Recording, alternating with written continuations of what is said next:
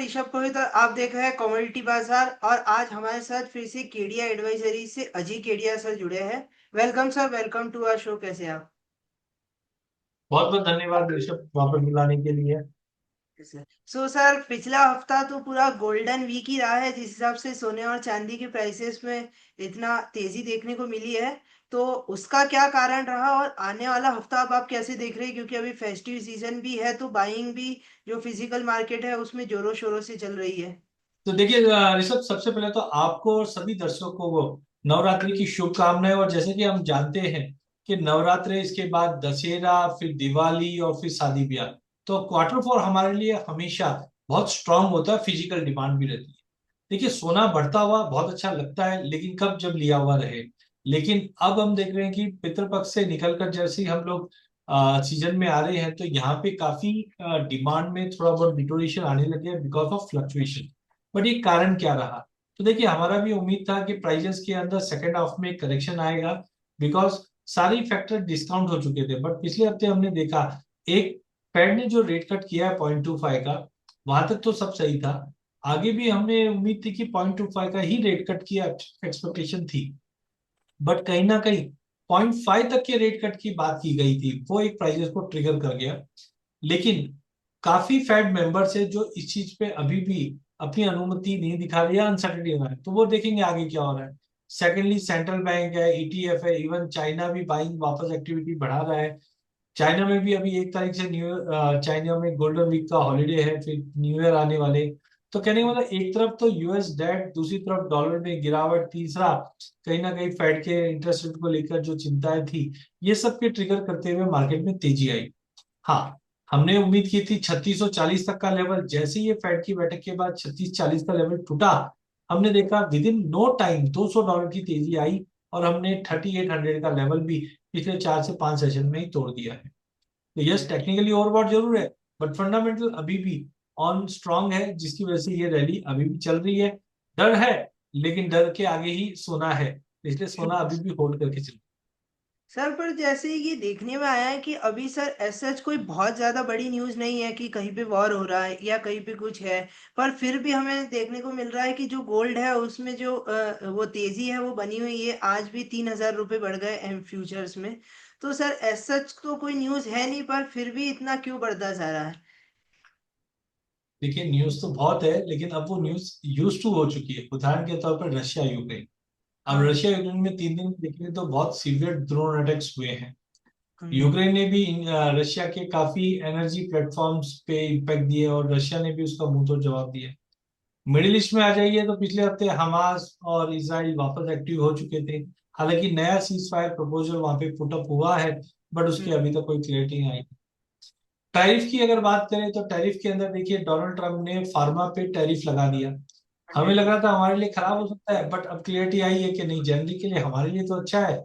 लेकिन चाइना ने और सपोर्ट कर दिया। चाइना ने इंडिया के लिए टैरिफ, जो मेडिसिन टैरिफ का है, वो उसको बहुत ही नेग्लिजिबल कर दिया या हटा दिया एक तरह से। तो कहने वाली चीजें तो है, बट हाँ, एक चीज जरूर है, गोल्ड तेज और बढ़ेगा, उसके लिए उसको कुछ नया रीजन चाहिए।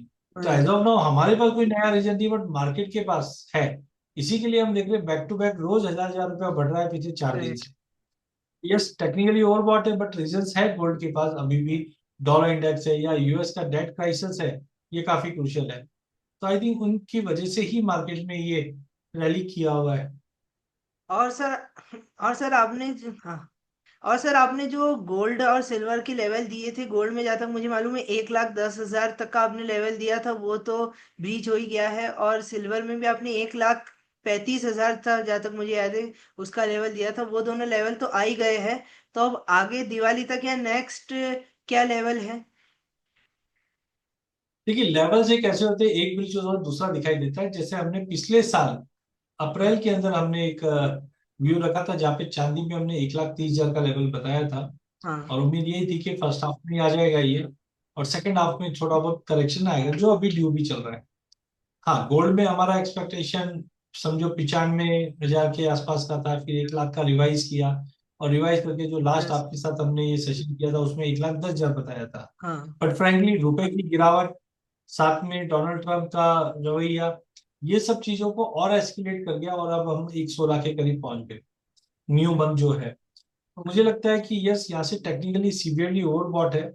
बट अभी भी अगर लेवल की बात करूँ तो 1,13,500 का लेवल जब तक गोल्ड नहीं तोड़ता है, 1,18,500 तक का लेवल गोल्ड में देखने मिल सकता है, बट रिस्क बहुत बढ़ गया है। वहीं अगर चांदी की भी अगर बात करें तो सपोर्ट सीधा 1,34,000 के आसपास का बनता है, और रेजिस्टेंट तो सीधा साइकोलॉजिकली 1.5 लाख का ही बनता है।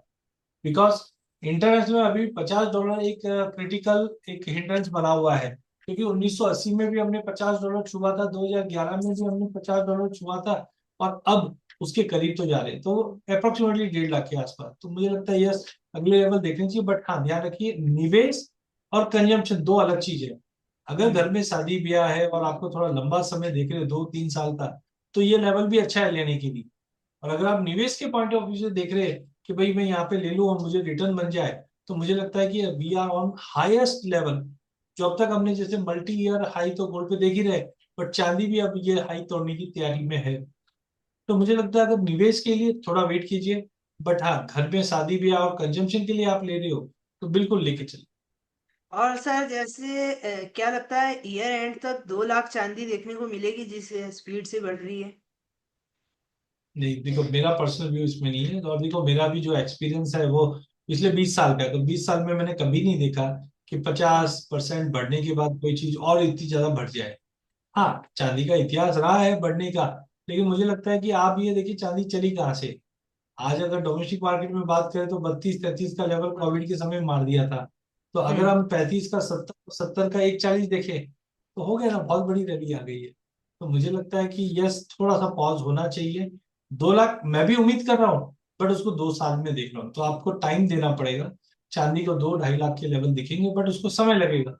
अभी करंट में आई एम एक्सपेक्टिंग करेक्शन मिले तो फिर रिव्यू करके वापस एंट्री की जाए, बट करंट लेवल से थोड़ा वेट करना चाहिए। नहीं, 2 लाख। और सर ईयर एंड तक गोल्ड का क्या प्राइस देख रहे हैं आप? देखो, frankly I am exhausted with the levels, क्योंकि जो हाँ। आपको मैंने बताया था कि 4 में बताया, 1,10 बताया, एक हाँ। 18 का लेवल मान लो, 1,18, 18.5। बट फ्रैंकली ये लेवल से रिस्क बहुत ज्यादा दिख रही है। ठीक है, फंडामेंटल अच्छे हैं, बराबर है, लेकिन देखिए कभी भी जब हम गाड़ी चलाते हैं, आप लोग एक्सप्रेस हाईवे है, बहुत बढ़िया है, सब सही है, लेकिन आपको स्पीडोमीटर में तो स्पीड और पेट्रोल है कि नहीं वो भी तो देखना पड़ेगा। तो एज करेक्ट। ऑफ नाउ मुझे लगता है कि आरएसआई 80, 82, 83 के ऊपर वीकली पे टिकी हुई है, जो थोड़ा सा डराती है। बोल गया। मुझे लगता है कि यहाँ से प्रॉफिट बुकिंग मिले तो फिर हम दिमाग लगाए वापस बाइक करने का, बट करंट लेवल से वेट एंड वॉच। तो सर आप जाने के पहले कोई डिस्क्लेमर देना चाहेंगे?